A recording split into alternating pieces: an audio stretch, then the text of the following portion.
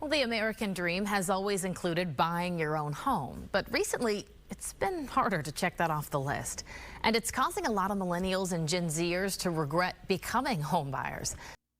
So we all know that in the last several months, a housing market, it really sucks. Especially hard hit are millennials and Gen Zers. I sat down the other day with a lender that I've used quite often. His name is Anthony Rhodes.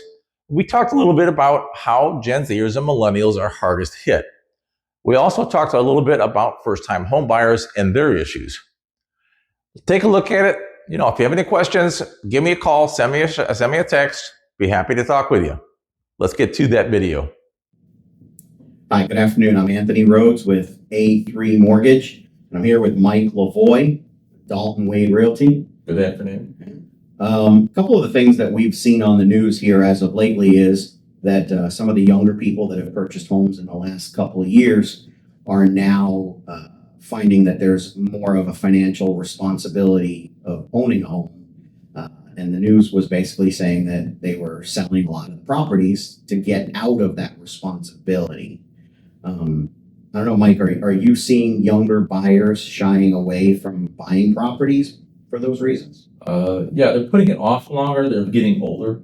They're not buying at such a young age.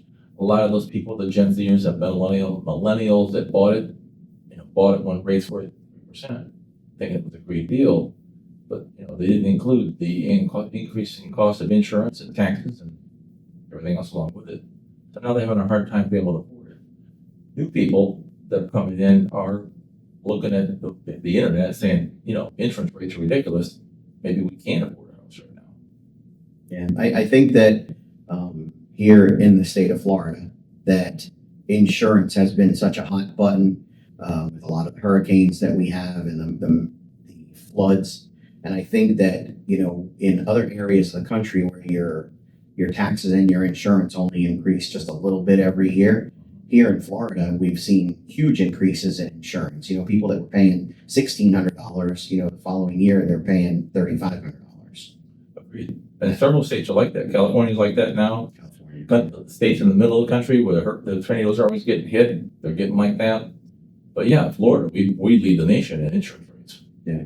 I think another thing that a lot of the younger people were not really concerned with at first or educated to is the ongoing maintenance costs of a home. Oh, agreed. If you rent and your air conditioning blows out in the middle of August, you can just call your landlord and he will send somebody out to fix it. When you own your own home and that AC breaks, it's yours, baby. It is yours, and somebody's going to charge you, to fix it. Sure.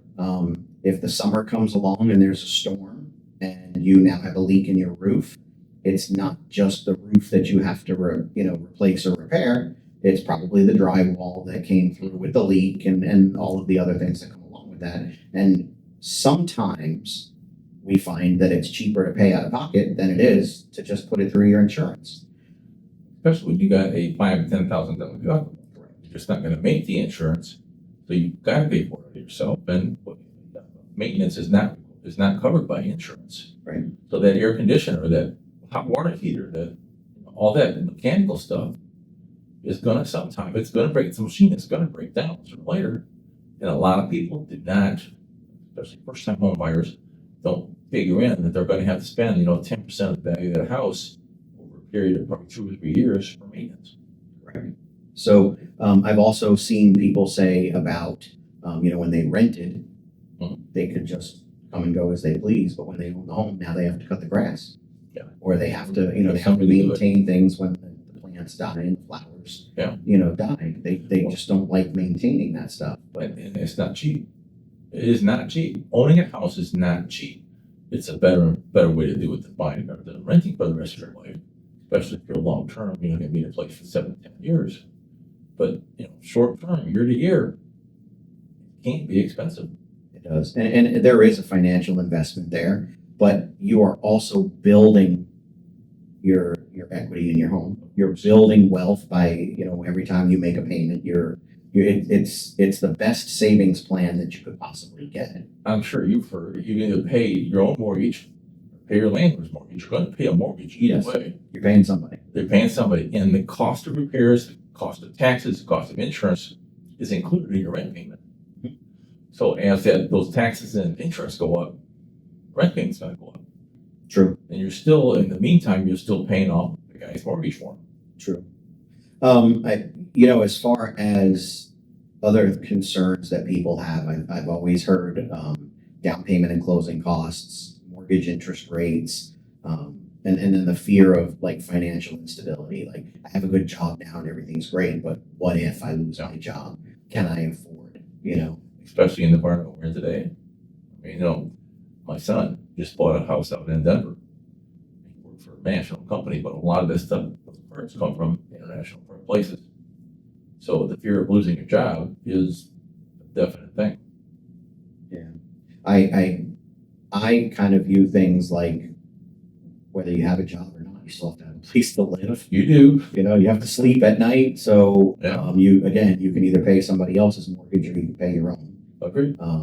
But I will touch a little bit on down payment and closing costs.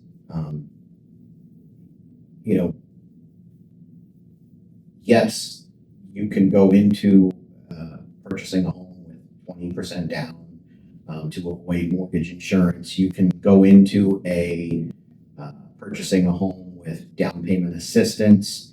You could go into a home with getting 100% financing and very minimal out of pocket. There are sellers that are willing to credit buyers' closing costs in some capacity.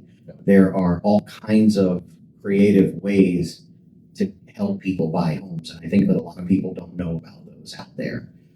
There's quite a few people that I talk to as first-time home buyers, and they say, I'm just not ready yet. I'm like, okay, well, what's holding you back? They're like, well, I really need to save some money.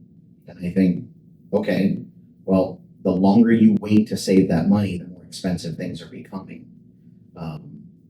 Houses 5 years ago cost a lot less than they do today, and 5 years before that. Well, and there's a saying that there's no better time to buy a house than 5 years ago. Yes. Because prices have gone up. And they've got to save up along that point. I think they do need to have a cushion outside of their down payment or closing costs. Because at some point in time, you're going to have to replace their refrigerator. So they need to have something on the side. But there are a lot of ways to get into a house with pretty much zero or very close to zero down. That's why lenders require a couple months in reserve. Even if it's just in a 401k or any type of emergency savings, the what ifs happen. You really need to have that. If you were to lose your job, the lender knows that you at least have 2 or 3 months, in reserves payment while you try to obtain, new employment. I think the other thing that first-time home buyers aren't told by their real estate agent is about taxes, especially here in Florida. If this is your first time buying a house in Florida and you buy it from a person that's owned that house for 20 years, they spend grandfathered at 3% increase in property values. So when they buy it, they're looking at the tax rules down. It says $2,000 for taxes. Next year, it's not going to be $2,000. It's going to jump up quite a bit. That's correct. So I think that's another issue for first-time home buyers. A lot of second-time home buyers, but definitely first-time home buyers are not told that that's going to come in there. They are not. And one of the things that I get accustomed to, especially with working with Mike, that I will always go to the county tax assessor or the county property appraiser website and use that tax estimator based on the amount that they're purchasing the home, the $25,000 credit that they get for homestead. Right. And then it really does give a lot more of an accurate number. When they look at the current taxes and they go, oh, well, the taxes are only $3,200 this year. And then I hit them with the printout from the county that says next year it's going to be $7,100. Right. They're like, no, that doesn't make sense. But it does, because your taxes are based on the purchase price of that property. And not everybody out there will do that. So it's, you might as well know now as to wait for 6 months and get it done, because then you're locked into it. Yeah. Let's talk a little bit about, fear of overpaying for a property. When the market is hot, everybody buys a house. When the market is low, everybody buys a house. And we've always kind of used that phrase, marry the property, date the rate. There's always a good time to buy a house. It's a matter of, in what you're trying to do, are you overpaying for your investment? Florida got a pretty bad rap for a while where a lot of people from up north were coming down with a lot of cash and buying properties sight unseen, Right. and paying $50,000 over value, over asking price, which kind of made local people unobtainable to purchase a home. Definitely. If the house was on the market for $310,000, they put in an offer at $310,000, and somebody would show up with $350 and give them cash. And not have to worry about the appraisal. Right. And, No inspections, no anything. Yeah. Oh, yeah. Where we're at now, where the market has kind of flipped from a seller's market to a buyer's market, now people can get better deals on properties, as there's a lot more inventory available. Properties are sitting on the market for a little bit longer than they were at one time. But now, I don't think that overpaying is really something that people should be concerned with. I think there's a lot of deals out there now, and I think working with a good realtor, that person will navigate you through that process. Very true. Right now, times we're talking about in COVID times, you had a 2-day supply of houses on the market. Now we're about 6 months. So it's definitely turned into a better market for buyers. Sellers are, because the houses are staying in the market so long, sellers are willing to make a deal and talk price and talk a good price. Now, they're not coming down 30%, but they are coming down 6, 8, 10% of their list price to make the deal close because they want to sell the house and move on. If it's in a nice neighborhood or it's a very nice house, it may not come down a lot more.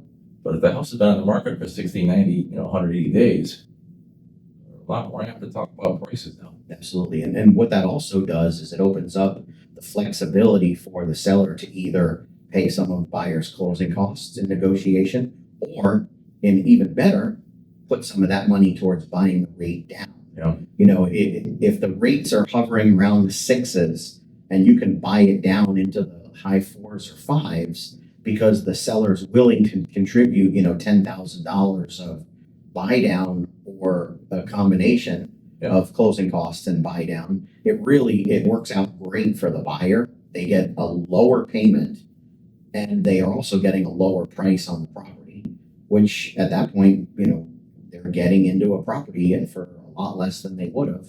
Oh yeah, 2 years ago, 3 years ago. Oh yeah, and the seller's happy because they obviously they're selling the house for a reason, not just selling it for grants.